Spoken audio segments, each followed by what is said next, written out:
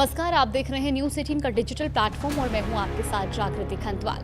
पाकिस्तान के बलूचिस्तान में अलगाववादी आंदोलन और सुरक्षा संकट लगातार गंभीर होता जा रहा है।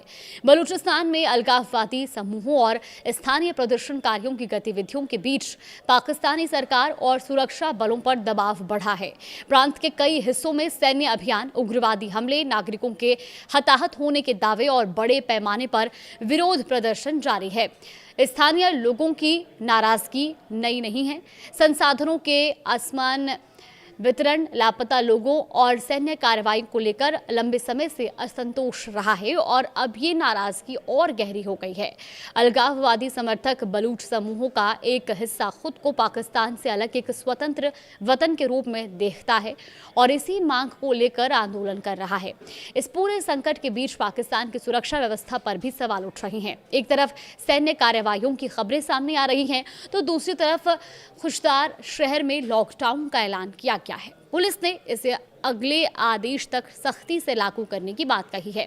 नागरिकों को बिना जरूरी काम के घर से बाहर निकलने की मनाही है और नियम तोड़ने पर कार्रवाई की चेतावनी भी दी गई है।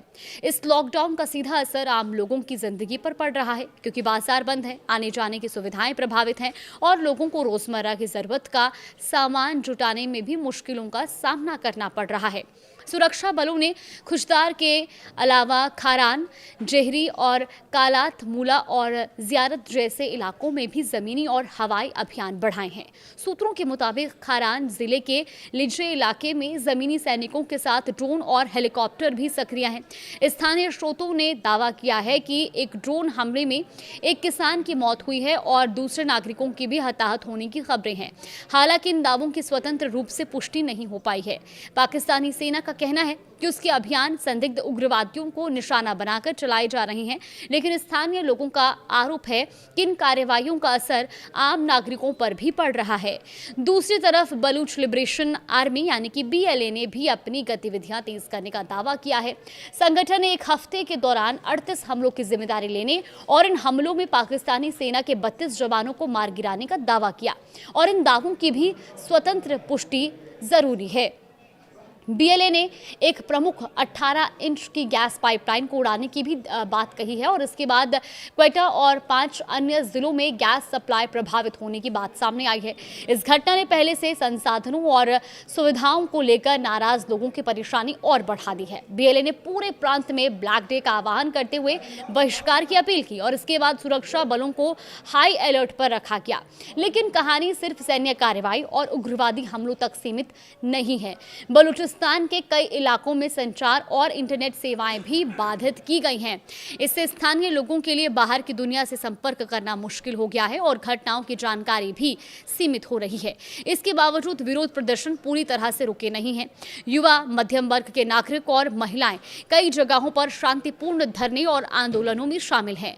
बलूच यकजहती कमेटी यानी कि BYC जैसे संगठनों ने मुख्य सड़कों को जाम कर प्रदर्शन किए हैं और उनकी प्रमुख मांगों में लापता लोगों का पता लगाना, सैन्य कार्रवाइयों पर रोक और बुनियादी मानवाधिकारों की रक्षा शामिल है।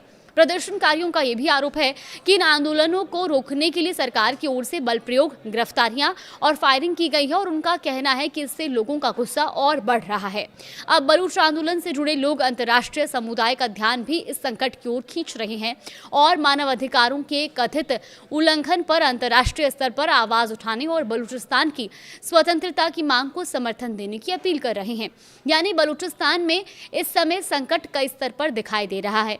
एक तरफ पाकिस्तानी सुरक्षा बलों और अलगाववादी समूहों के बीच संघर्ष है, तो दूसरी तरफ आम नागरिकों की सुरक्षा और रोजमर्रा की जिंदगी प्रभावित हो रही है और तीसरी तरफ लापता लोगों, मानवाधिकारों और राजनीतिक अधिकारों को लेकर आंदोलन जारी है।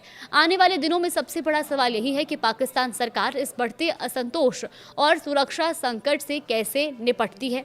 क्या सैन्य कार्रवाई और सख्ती से हालात काबू में आएंगे या इससे लोगों का गुस्सा और बढ़ेगा? फिलहाल इतना साफ है कि बलूचिस्तान में सुरक्षा संकट के साथ साथ राजनीतिक और सामाजिक तनाव भी गहरा रहा है और इसका असर पूरे प्रांत की आम जिंदगी पर दिखाई दे रहा है।